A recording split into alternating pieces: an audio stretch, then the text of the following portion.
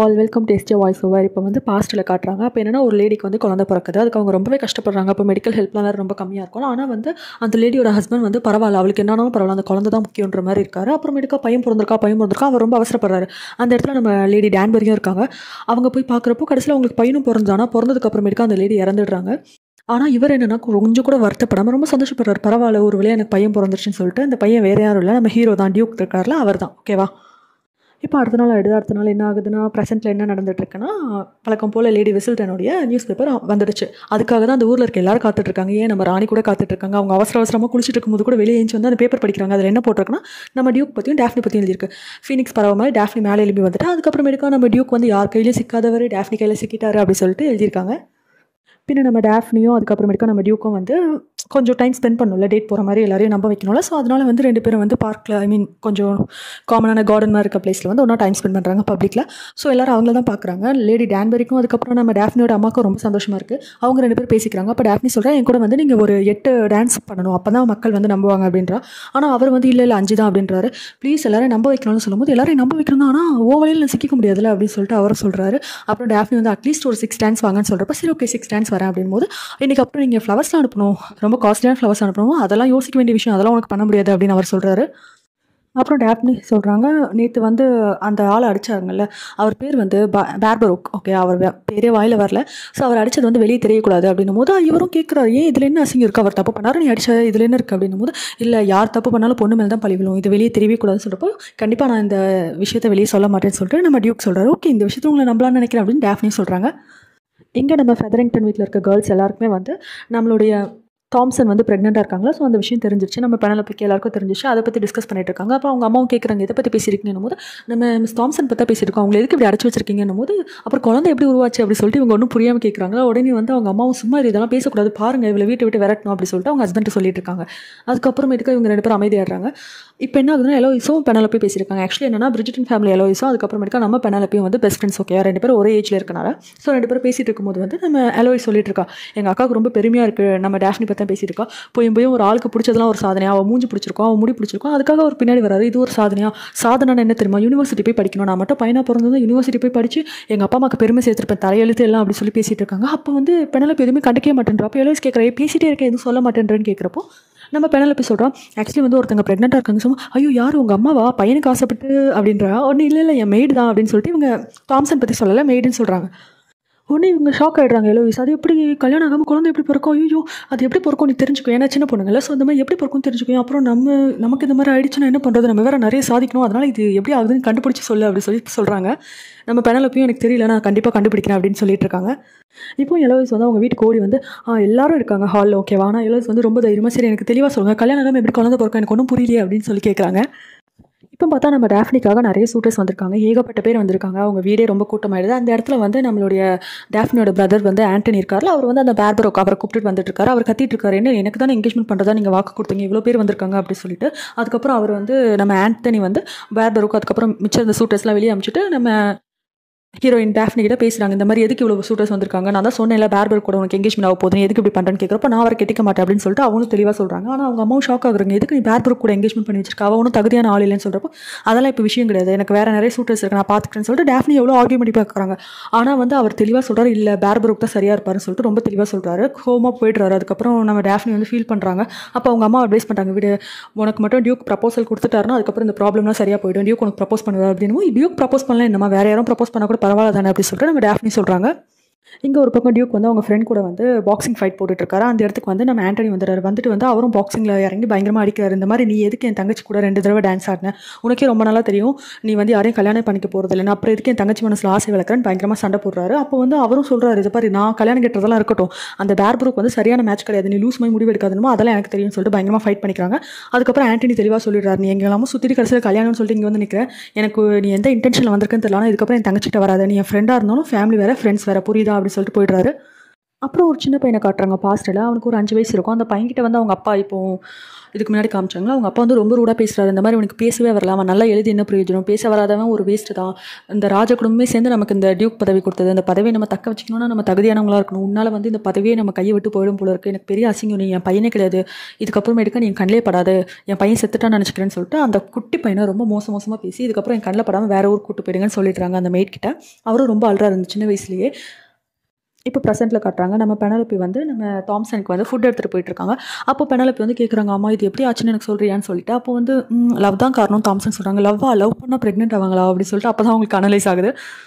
இப்போ நம்ம பிரிட்ஜிட்டன் வீட்டில் வந்து டேஃப்னி வந்து ரொம்ப அழகாக ரெடி ஆகிட்டு இருக்காங்க. திரும்பி டான்ஸ் போகணும் போல இருக்குது. ஸோ அதுக்காக ப்ரிப்பேர் ஆகிட்டு இருக்காங்க. அந்த நேரத்தில் வந்து நம்ம ராணிக்கிட்ட இருந்து ஒரு லெட்டர் வந்திருக்கு. யாருக்குன்னா வந்து நம்ம டேஃப்னியோட அம்மாவுக்கு டீ பார்ட்டிக்காக இன்வைட் பண்ணியிருக்காங்க. அவங்க ரொம்ப ஷாக் ஆகிடுறாங்க, ரொம்ப சந்தோஷமாக அதுக்கப்புறமேட்டுக்கா அந்த டான்ஸ் பார்ட்டிக்கு போகிறதுக்காக எல்லாம் ரெடியாகி போயிட்டுருக்காங்க. அங்கே வந்து நம்ம டியூக் வராரு. லேடி டான்பரி எதுக்கடா இவ்வளோ டார்க்காக ட்ரெஸ் பண்ணியிருக்கேன், வெதரே டார்க்காக இருக்குது, இதில் நீ வேறு இப்படி ட்ரெஸ் பண்ணியிருக்கேன்னு சொல்கிறாங்க. இப்போ நமக்கு பாஸ்ட்டில் காட்டுறாங்க இந்த மாதிரி அவங்க அப்பா வந்து அவங்கள ஊரை விட்டு விரட்டிட்டாங்களா அந்த 5 வயசு டியூக்கை.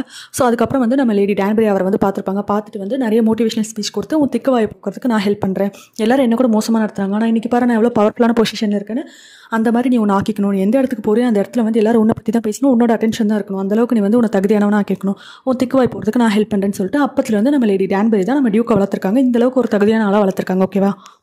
இப்போ நம்ம டான்ஸும் ஸ்டார்ட் ஆகுது. நம்ம டேஃப்னியும் அதுக்கப்புறமேட்டுக்கா நம்மளோட டியூக்கும் டான்ஸ் ஆடுறாங்க. நல்லா ஒரு அண்டர்ஸ்டாண்டிங் கப்பல் மாதிரி வெளியே காட்டிக்கிறாங்க. ஆனால் ஆண்டனிக்கு வந்து கடுப்பாக இருக்குது. அந்த இடத்துல வந்து அந்த பார்பருக்கு இருக்கார்ல, அந்த ஆள் வந்து ஆண்டனி கிட்ட கத்திட்டு இருக்காரு, நீ வந்து வாக்கு கொடுத்த பாரு அவன் டான்ஸ் ஆடிட்டு இருக்கான்னு சொல்கிறப்போ அந்த இடத்துல வந்து நம்மளுடைய டியூக்கும் இருக்காரு. ஸோ இவர் பேசுறதெல்லாம் கேட்டுட்டு டியூக் வந்து உண்மையை சொல்லிடுறாரு. இந்த மாதிரி உன் தங்கச்சி கிட்ட வந்து அவன் நேற்று நைட் தப்பாக நடந்துக்க பார்த்தா, அதனால தான் அவன் கண்ணில் அந்த குத்து விழுந்துச்சு கேளு அப்படின்னு சொல்கிறப்போ வந்து அவர் இல்லை நான் கதவை அடிச்சிட்டேன்னு போய் சொல்கிறாரு. அதோட வந்து நம்ம பிரிட்ஜிட்டனுக்கு புரிஞ்சிடுச்சு, அதான் ஆண்டனிக்கு புரிஞ்சிடுச்சு. அதுக்கப்புறம் சொல்லிட்டாரு, இதுக்கப்புறம் என் தங்கச்சி கிட்ட நீ போகிற வேலையை வச்சுக்கூடாது, உன் நிழல் கூட என் தங்கச்சி மேலே படக்கூடாது, பட்டுச்சுன்னா நான் திரும்பி அடிக்க வேண்டியது வரும் அப்படின்னு சொல்லிட்டு போய்ட்டு கோவமா. அதுக்கப்புறம் டேஃப்னிட்டி சொல்கிறாரு, இதுக்கப்புறம் உனக்கு பார்பர் கூட தொந்தரவு இருக்காதுன்னு சொல்லிட்டு. டேஃப்னி பதட்டமாக வராங்க, இவங்க 2 பேர் பேசிட்டு இருக்கதை பார்த்துட்டு வந்து நீங்கள் என்ன சொன்னீங்க அண்ணன்ட்டு சொல்கிறப்போ நான் எல்லா உண்மையும் சொல்ல வேண்டியதாக போயிடுச்சு, வேறு வழி இல்லைன்னு சொல்கிறப்போ உன்னை நான் எங்கேருந்து நம்புறது பாரு, யாருக்கும் தெரியக்கூட சொன்னால் இதை போய் சொல்லிட்டேன்னு சொல்லிட்டு அவங்க கோவமாக போய்ட்றாங்க. அதுக்கப்புறமேட்டுக்கா பார்ட்டிலாம் முடிஞ்ச எல்லாரும் போகிறப்போ வந்து நம்ம லேடி டான்பரியும் வந்து நம்ம டியூக்கிட்ட சொல்கிறாங்க, அந்த ரொம்ப நல்ல பொண்ணு டான்பரி டேஃப்னி வந்து ரொம்ப நல்ல பொண்ணு, ரொம்ப அழகாகவும் இருக்கான், ஸோ அதனால் சீக்கிரமாக ப்ரப்போசல் கொடுக்குற வழியை பாருங்கள், அவளை மிஸ் பண்ணிடாதீங்கன்னு சொல்லி அட்வைஸ் பண்ணிட்டு போகிறாங்க. அவர் அந்த வழியாக போயிட்டு இருக்கும்போது வந்து அந்த பார்பருக்கு ஃபாலோ பண்ணிட்டு போவார். நம்ம டியூக்கை ஃபாலோ பண்ணிட்டு போயிட்டு, நீங்கள் ஒரு டியூக், நீங்கள் கண்டிப்பாக அவளை கல்யாணம் பண்ணிக்க இன்ட்ரெஸ்ட்டில் நீங்கள் இல்லைன்னு தெரியும், எனக்கு விட்டு கொடுங்களேன், உங்கள்கிட்ட நிறைய பணம் இருக்குது, எல்லாமே இருக்குல்ல, எதுக்கு அவளை விட்டு கொடுக்க மாட்டேன்றீங்க கேட்குறப்போ, நான் விட்டு கொடுக்குறதுல ஒன்றும் இல்லை, அந்த பொண்ணுக்கு உங்களை பிடிக்கணும்ல அப்படின்னு கேட்குறப்போ, ஏன் ஒரு குதிரை வாங்குறப்ப குதிரை கிட்ட போயிட்டு உனக்கு விருப்பம் இருக்கா நான் கேட்பேன், அந்த மாதிரி தான் அப்படின்னு சொல்கிறப்போ வந்து அந்த பொண்ணை பற்றி நீலாம் பேசாத, உனக்கு தகுதி இல்லைன்னு சொல்கிறப்போ எனக்கு புரியல, உங்களுக்கு அவ்வளோ பிடிச்சிருக்கலாம், அவளுக்கு ப்ரப்போசல் கொடுக்காம இருக்கீங்கன்னா உங்களுக்குள்ளே எல்லாம் முடிஞ்சிருக்கும் போல இருக்கே, ஒருவேளை அவள் கெட்டு போன பொண்ணாக தான் இருப்பான்னு நினைக்கிறேன் அப்படின்றப்போ இவர் ரொம்ப கோவப்படுறாரு. அதுக்கப்புறம் இல்லை ஒரு கியூரியாசிட்டியில் தான் கேட்டுட்டேன், சரி அதோட வந்து எனக்கு தெரியும் உங்கள் அப்பா பற்றி, உங்கள் பாஸ்ட் பற்றிலாம் தெரியும், உங்கள் அப்பா உங்கள் அம்மாவை என்னெல்லாம் கொடுமை பண்ணார் ஒரு ஆம்பளை பிள்ளை பிறக்கணும்னு சொல்லிட்டு, அதெல்லாம் எனக்கு தெரியும். ஸோ உங்கள் அப்பா பண்ண தப்போட கம்பேர் பண்ணும்போது நேற்று நைட்டு நான் டேஃப்னி கிட்ட பண்ண தப்பு ரொம்ப கம்மி தான், நீங்கள் இதை பெரிய விஷயமாக்குறீங்கன்னு இவரோட பாஸ்டெல்லாம் இருக்கும்போது உங்களுக்கு ரொம்ப கோவம் வந்துடும். நம்ம டியூக்கு செமையாக போட்டு அடிச்சு விட்டுருவாரு. இப்போ நம்ம சின்ன வயசு டியூக் காட்டுறாங்க. அவர் வந்து இப்போ நல்லா பேச கற்றுக்கிட்டாரு, திக்கு வயலாம் இல்லை. அதை வந்து நம்ம லேடி டான்பரி வந்து அவங்க அப்பாட்ட கொண்டு வந்து காட்டுறப்போ அவர் அப்போ கூட ரொம்ப கவலை தான் படுறாரு, இவன் எதுக்கு என் காரணம் முன்னாடி கூப்பிட்டு வந்தீங்கன்னு சொல்லிட்டு. அப்புறம் லேடி டான்பரியும் திட்டுறாரு, இவன் என்ன தான் கற்றுக்கிட்டாலும் இவன் என்னோட பையனாக இருக்க முடியாது, இவனுக்கு வந்து டியூக்காக கூட தகுதி இல்லை, ஆனால் தலையெழுத்து எனக்கு ஒரே பையன் இருக்கனால இவன் தான் டியூக்காவான் போல இருக்கு, எல்லாம் என் நேரம் அப்படின்னு சொல்லிட்டு அவர் பயங்கரமாக மோசமாக திட்டுறாரு. அதே மாதிரி உங்கள் அம்மாவை மாதிரி நீ ஒன்றுத்துக்கும் ஆகாதவன் தான், தயவு பண்ணி என் கண்ணு முன்னாடி வராத, உங்கள் அம்மாவை மறந்த மாதிரி நீ செத்துட்டு நினச்சி அவனை மறந்துடுறேன்னு சொல்லிட்டு ஹர்ட்ஃபுல்லாக பேசி அனுப்பிச்சிடுறாரு. இதெல்லாம் வந்து இப்போ நம்ம டியூக் நினச்சி பார்த்துட்டு அந்த ஓல்டு பீரியட்லாம் நினச்சி பார்த்து ரொம்ப ஃபீல் பண்ணிகிட்ருக்காரு. அப்புறம் அடுத்த நாள் வந்து நம்ம லேடி விசில்டனுடைய பப்ளிகேஷன் வருது. ஸோ அதை எல்லோரும் படிக்கிறாங்க. அதில் வந்து நம்ம டேஃப்னி பற்றி தான் எழுதியிருக்காங்க. இவ்வளோ பெரிய ஒரு ஆள் வந்து இன்ட்ரெஸ்ட் காட்டுறாரு டியூக் வந்து, ஆனால் அவர் வந்து இன்னும் ப்ரப்போஸ் பண்ணல. ஆனால் அதை விட்டுட்டு காமனான சூட்டர்ஸ் மேலே நம்ம டேஃப்னிக்கே இன்ட்ரெஸ்ட் போகுது.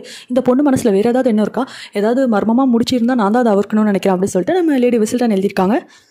அப்புறம் இவங்க எல்லாம் வந்து வெதர் நல்லா இருக்கனால எல்லாருமே ஒரு காமனான பிளேஸில் லண்டன் பீப்புள் எல்லாருமே வந்து பிக்னிக் மாதிரி போயிருக்காங்க. ஸோ அந்த இடத்துல உட்காந்துட்டு இருக்கும்போது ஆண்டனியும் வந்து நம்ம டேஃப்னெட்டாக சாரி கேட்குறாரு, பார்பருக்கு வந்துட்டு நடந்துக்கிட்ட விஷயத்தை பற்றி எனக்கு தெரியாது அப்படின்னு சொல்லிட்டு.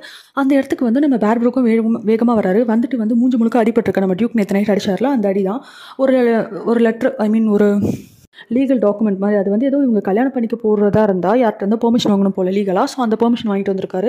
இவர் வந்து வாக்கு கொடுத்தாருல ஆண்டனி வந்து, ஸோ அதை வந்து ப்ரூஃபாக வச்சுக்கிட்டு வந்து இந்த பொண்ணு எனக்கு கல்யாணம் பண்ணிக்கணும், அதுவும் 3 நாளில் கல்யாணம் பண்ணிக்கணும்னு வந்திருக்கு. ஸோ இதுபடி இவங்க கல்யாணம் ஆகலாம், இவங்களுக்கு நிறைய ப்ராப்ளம் வரும் போல் நம்ம பிரிட்ஜிட்டன் ஃபேமிலிக்கு வந்து, ஏன்னா லீகலாக வந்து இவர் அப்ரூவல் வாங்கியிருக்காரு. ஸோ இவங்க ஒத்துக்கிட்டு தான் ஆகணும் போல, இது ஏதோ ஒரு காம்ப்ளிகேட்டடான விஷயம். ஸோ இதை பார்த்துட்டு டியூக் கோவப்படுறாரு, ஆனால் அவங்களை தடுத்து கண்ட்ரோல் பண்ணிடுறாங்க. அப்புறம் வீட்டுக்கு போகிறப்ப டேஃப்னி ரொம்ப அழுதுகிட்டே போகிறா. அப்புறம் டேஃப்னி சொல்கிறா, பேசாமல் எனக்கு ஒரு வழியே கிடையாது, இது மட்டும் மீறினா நம்ம மொத்த குடும்பமும் அழிஞ்சு போயிடுறோம், அதனால் நான் வந்து வேறு வழி இல்லை, பார்பருக்கே கல்யாணம் பண்ணிக்கிறேன்னு சொல்லிட்டு அழுதுட்டு இருக்கா. அப்புறம் நம்ம டேஃப்னியோட அம்மா வந்து டீ பார்ட்டிக்கு நம்ம ராணி கூப்பிட்டுருந்தாங்க. ஸோ அந்த டீ பார்ட்டிக்காக போயிருக்காங்க. அப்போ ராணி வந்து ஒரு ஹிண்ட் கொடுக்குறாங்க. இது வரைக்கும் சீசன்லேயே வந்து இந்த அளவுக்கு ஒரு பெர்ஃபெக்டான கப்பலை பார்த்ததில்ல. நான் யாரை பற்றி பேசணும் உனக்கு புரியும்னு நினைக்கிறேன். உன் பொண்ணு டியூக்கும் பற்றி தான். ஸோ சீக்கிரமாக ப்ரப்போஸ் வாங்கி கல்யாணம் பண்ணிக்கிட்டா தான் நல்லாயிருக்கும். நீ தான் அதுக்கான அடுத்த ஸ்டெப் எடுக்கணும்னு சொல்லிட்டு ஹிண்ட் மாதிரி கொடுக்குறாங்க. ஸோ இப்போ தான் வந்து நம்ம டேஃப்னியோட அம்மாக்கும் புரியுது எப்படியாவது ஒரு ப்ரப்போசல் பண்ண வைக்கணும்னு சொல்லிட்டு அதுக்கப்புறம் அந்த பேர்பரோ கூட வெட்டிங்கும் கேன்சல் பண்ணணும். அதுக்காக இவங்க ஒரு பிளான் போடுறாங்க.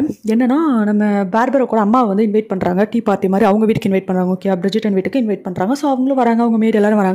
எல்லாரும் சாப்பிட்டு எடுத்துகிட்டு இருக்காங்க. ஆனால் டேஃப்னிக்கு இதில் கொஞ்சம் கூட உடன்பாடு இல்லை. அதுக்கப்புறம் மேட்லாம் அவங்க பிரிஜிட்டன் வீட்டு மேட் கூட பேசுகிறாங்க. அதுக்கப்புறம் இவங்க 2 பேர் பேசிட்டு என் பையன் ரொம்ப நல்லவன் வல்லவன் சொல்லிட்டு அவங்க அம்மா பாட்டு கதையை விடுறாங்க. அதுக்கப்புறம் கிளம்பி போகிறப்போ வந்து நம்ம டேஃப்னோட அம்மா சொல்கிறாங்க, நான் காரணம் எல்லாம் கூப்பிட்டு நினைக்கிறியா, மேட்ஸ்க்கு தான் வந்து அவங்க வீட்டில் என்ன நடக்குது ரொம்ப தெளிவாக தெரியும், அதனால தான் நான் கூப்பிட்டேன். அவங்க வீட்டில் ஏதாவது இன்ஃபர்மேஷன் கிடைக்குதான்னு பார்க்கலான்னு சொல்லிட்டு நம்ம பிரிஜிட்டன் வீட்டு மேட்ஸ் கிட்ட வந்து பேசுவாங்க. அவங்க கிட்ட ஏதாவது இன்ஃபர்மேஷன் கலெக்ட் பண்ணிங்கன்னு கேட்குறப்போ வந்து ஆமாம், அவங்க என்ன சொன்னாங்கன்னா வந்து அந்த பேர்பரோக்கு வந்து அவங்க மேடி யாரையும் வந்து கல்யாணம் பண்ணிக்காமே ப்ரெக்னென்ட் ஆகி குழந்தையும் பிறந்துருச்சான், ஒரு பையன் இருக்கான், அவங்கள வந்து ஊருக்கு தெரியும் வேறு ஊரில் மறைச்சி வச்சிருக்காரு அப்படி சொல்லிட்டு நியூஸ் வந்திருக்குன்னு சொல்கிறப்போ வந்து வாவ் சூப்பரான நியூஸ், இந்த விஷயத்தை வச்சு எப்படி கல்யாணத்தை நிறுத்தலாம்னு சொல்லிட்டு நம்ம பிளான் போடலான்னு சொல்லிட்டு டேஃப்னியோட அம்மா சொல்கிறாங்க. அப்போ டேஃப்னி சொல்கிறாங்க, நம்மகிட்ட ப்ரூஃப் இல்லைன்னு சொல்கிறப்போ ப்ரூஃப் இல்லைன்னா என்ன, நம்ம காசிப் பண்ணலாம், உமன் எல்லாரும் காசிப் பண்ணுறதை விட பவர்ஃபுல்லான ஏதாவது விஷயம் இருக்குமான்னு சொல்லிட்டு திருப்பி இந்த நியூஸை வந்து ஒவ்வொரு இடமா பரப்பிட்டு இருக்காங்க. அப்புறம் அந்த நியூஸ் வந்து நல்லா பரவி நம்ம லேடி விசில்டனே அவங்க பேப்பரில் இதை பற்றி எழுதிடுறாங்க. அதுக்கப்புறம் இவங்க வெட்டிங்கும் கேன்சல் ஆகிடுச்சு. நம்ம டேஃப்னி அண்ட் பேர்பரோட வெட்டிங்கும் கேன்சல் ஆச்சு. அதை நினச்சி ரொம்ப சந்தோஷப்படுறாங்க. ஆந்தனியும் வந்து அம்மா இது நீங்கள் ஹேண்டில் பண்ண விஷயம்லாம் ஓகே, பட் ஆனால் இந்த விஷயத்தை நான் இதை விட பெட்டராக ஹேண்டில் பண்ணியிருப்பேன்னு சொல்கிறாரு. அதை பற்றி எனக்கு கவலை கிடையாது, அந்த கல்யாணம் நின்று எனக்கு போதும்னு சொல்லிட்டு நம்ம டேஃப்னோட அம்மாவும் ஆண்டனி கிட்ட சொல்லி அனுப்புறாங்க. அதுக்கப்புறம் நம்ம எலோய்ஸும் வந்து டேஃப்னிட்ட வந்து பேசுகிறாங்க, நல்ல வேலை பேர்பரோக்கு நீ கெட்ட மாதிரி இல்லை, எனக்கு சந்தோஷம் தான் சொல்லி பேசுகிறப்போ அதுக்கப்புறம் கேட்குறாங்க, நீ எதுக்காக இந்த மாதிரி இருக்க, உனக்கு உண்மையிலேயே சந்தோஷம் தானே அந்த கல்யாணத்தெல்லாம் அப்படி சொல்லிட்டு எலோய்ஸ் கேட்குறாங்க. என்ன சொல்கிற அப்படின்னு கேட்குறப்போ எனக்கு இன்னும் ஞாபகம் இருக்காக்கா, இந்த மாதிரி வந்து அம்மா நீ கத்துனாங்கல்ல, அது இன்னும் என் காதில் விழுந்துட்டே இருக்குன்னு சொல்கிறப்போ என்னன்னா இவங்க சின்ன வயசில் வந்து இவங்க கடைசி தங்கச்சி இருக்காள், அவள் பிறக்கும் போது இவங்களாம் கொஞ்சம் வளர்ந்த பொண்ணுங்களாக தான் இருந்திருக்காங்க. ஸோ அந்த சவுண்டெல்லாம் இவங்க கேட்டிருப்பாங்கல்ல, அவங்க மம்மிக்கு குழந்தை பிறக்கிற போது ரொம்ப கஷ்டப்பட்டிருப்பாங்க. ஸோ அதெல்லாம் ஞாபகம் இருக்குது, நீ இந்த விஷயத்துக்குலாம் தயாராகிட்டியாக்கா அப்படி சொல்லிட்டு எலோய்ஸ் வந்து நம்ம டேஃப்னிட்ட கேட்குறாங்க. நம்ம டேஃப்னி வந்து எல்லா பொண்ணும் இதுக்கு தயாராகி தான் ஆகணும், நான் சந்தோஷமாக இதை ஏற்றுக்கிறேன், அது கஷ்டமாக இருந்தாலும் அதுக்கப்புறம் பாரு இப்போ நம்ம தங்கச்சி இருக்கா, நம்ம எல்லாம் ஒன்றா இருக்கும், எவ்வளோ சந்தோஷமாக இருக்கும்ல, ஸோ அதை நான் ஏற்றுக்கிட்டு தான் ஆகணும், நீ ஏற்றுப்பேன்னு நினைக்கிறேன் அப்படின்னு சொல்கிறப்போ வந்து எலோய்ஸ் வந்து ரொம்ப கடுப்பாயிட்டு ரொம்ப கஷ்டமாக இருக்கும் அப்படின்னு கேட்குறாங்க. என்ன கஷ்டமாக இருக்குமான்னு கேட்குறேன்னு கேட்குறப்போ இந்த மாதிரி நடிச்சுக்கிட்டே இருக்கிறது, உனக்கு இதெல்லாம் பிடிச்சிருக்குன்ற மாதிரி நீ நடிக்கிறீ, இது ரொம்ப கஷ்டம் இல்லை அப்படி சொல்லிட்டு அவங்க படுத்து போயிடுறாங்க.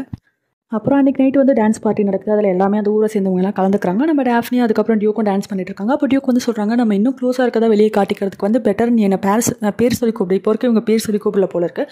ஸோ இப்போ வந்து இவங்க வந்து சைமன் அவர் பேர், ஓகேவா, நம்ம டியூக்னு கூப்பிட்றாங்க. ஸோ ஆனால் அவர் பேர் சைமன். ஸோ டியூக்ன்றது பொசிஷன், சைமன்றது உங்களுக்கு தெரியும்ல, சரியா, அவங்க சைமன் கூப்பிட்றாங்க. அப்புறம் அவரும் டேஃப்னின்னு கூப்பிட்றாரு. ஸோ இவங்க ரிலேஷன்ஷிப் ஒரு மாதிரி க்யூட்டாக தான் போயிட்டுருக்கு. அப்புறம் டான்ஸ் முடிச்சுட்டு வந்து அவங்களுக்கான சூட்டர்ஸ் தேடுறதுக்காக வேறு மென் கூடயும் டான்ஸ் பண்ணுறாங்க. அதுக்கப்புறமேட்டுக்கா வந்து பார்ட்டிலாம் முடிச்சுட்டு நம்ம டியூக் வந்து அவங்க அப்பாவை பார்க்க போகிறாரு. அவர் ரொம்ப உடம்பு முடியாமல் பெட் ரேட்டனாக இருக்காரு. ஸோ அவர்கிட்ட போய் பேசுகிறாங்க. அவங்க அப்பா இப்போயாவது வந்தே நின்று அப்படி சொல்லி பேசுகிறப்போ இல்லைப்பா உங்களுக்கு ஒரு ப்ராமிஸ் பண்ணி கொடுக்கணும்னு வந்தேன் அப்படின்னு சொல்லிட்டு அவரும் சொல்கிறாரு. என்னன்னு கேட்குறப்போ வந்து நீங்கள் வந்து இந்த டியூக் வம்சாவளி வந்து நல்லபடியாக செழிச்சு நல்லபடியாக வளரும்னு ஆசைப்பட்டீங்க இல்லையா, அதனால நான் உங்களுக்கு ஒரு ப்ராமிஸ் பண்ணுறேன், எவ்வளோ டார்ச்சர் பண்ணீங்க நீங்கள், நான் கண்டிப்பாக யாரையும் கல்யாணம் பண்ணிக்க மாட்டேன், இந்த டியூக்கோட அடுத்த தலைமுறையும் வரவே வராது, என் மூலியமாக இன்னொரு வாரிசு வந்து இந்த உலகத்துக்கு வராது, ஸோ நம்மளுடைய ரத்தம் வந்து இதோட முடிஞ்சு போயிடும், என்னோடவே முடிஞ்சு போயிடும், அடுத்த டியூக் வந்து வரவே மாட்டான் அப்படி சொல்லிட்டு ப்ராமிஸ் பண்ணுறேன்னு சொல்கிறாரு. அவங்க அப்பா இதை கேட்டுட்டு வந்து அழுறாரு, நோன்னு சொல்லிட்டு அப்படியே இறந்து போயிடுறாரு. இதோட இன்றைக்கி எபிசோட் முடிஞ்சிருச்சு. உங்களுக்குலாம் பிடிச்சிருந்தா லைக் பண்ணிக்கோங்க, ஷேர் பண்ணிக்கோங்க, சப்ஸ்கிரைப் பண்ணிக்கோங்க. தேங்க்யூ, டாடா.